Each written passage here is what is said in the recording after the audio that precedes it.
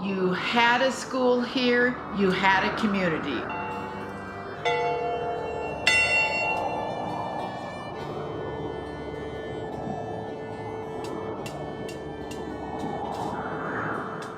I have seen the end result of the library, and I am not cutting the ribbon today. I am going to give that honor to Helen. Helen was one of the ones who started with all the books. And books too in Clarkston, and if you've never been in that bookstore, it's a wonderful bookstore. I think any bookstore is a wonderful bookstore. But she and books too. Judy has used books and new books, and so when a used book has been on the shelf too long, she boxes them up. She calls Helen, and Helen goes through them and reboxes them, and then calls Dan or myself and says, you need to bring the livestock trailer, or just need to bring the car, or something like that. So we're good to go. So anyway, that is why Helen is cutting the ribbon today. Judy could not be here, unfortunately. So will you do the honors, my dear?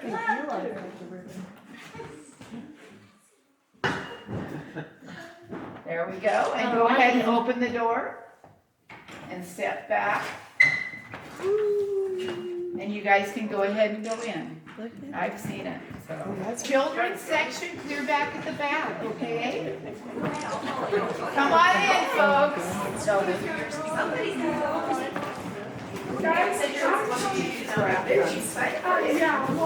Yeah. This is a quote that I absolutely love. You may have tangible wealth untold, caskets of jewels and coffers of gold. Richer than I, you could never be. I had a mother that read to me.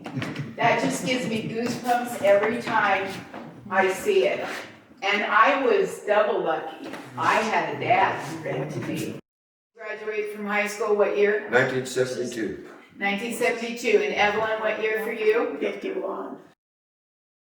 And this was the high school library, the upper high school library. And the room next door was the science room. I didn't get to come up here till I was probably in the 6th or 7th grade and played in the library here.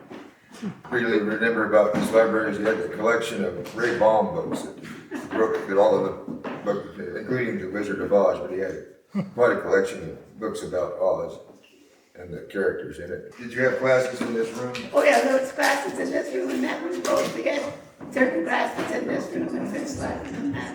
Back there was Maya design. This was English. And I think you mentioned to me that you were one of the ones that helped get a library started.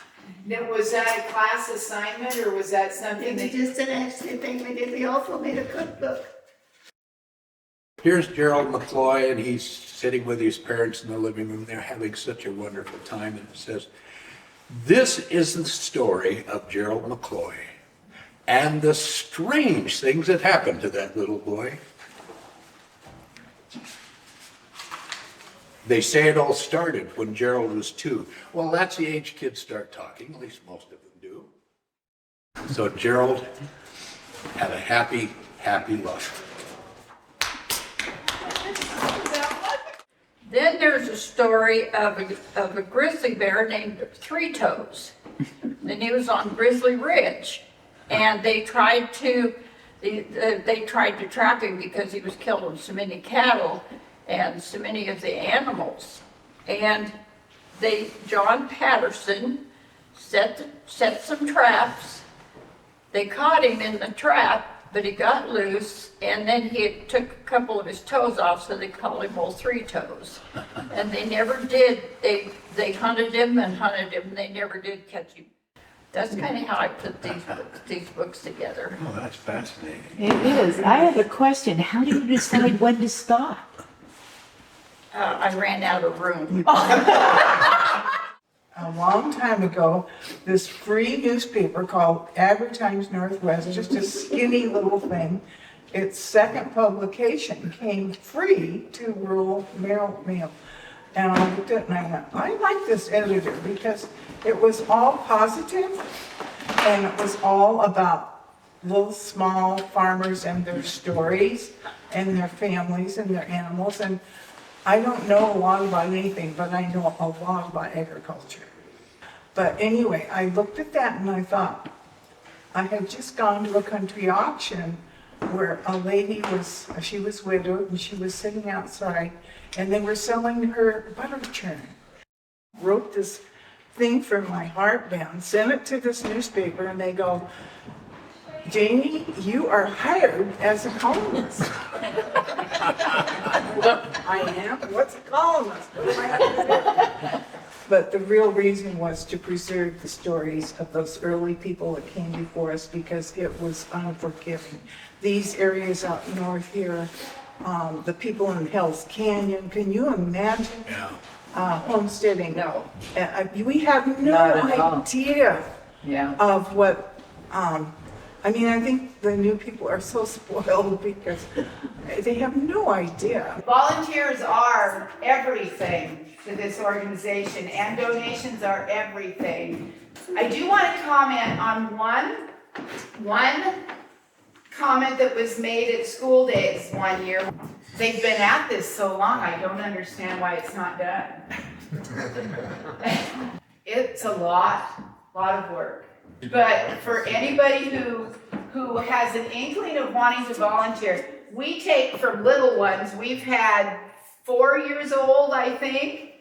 4-year-olds can even do things. They swept, picked up little things. It doesn't matter if you don't know Jack Diddley, we will teach you.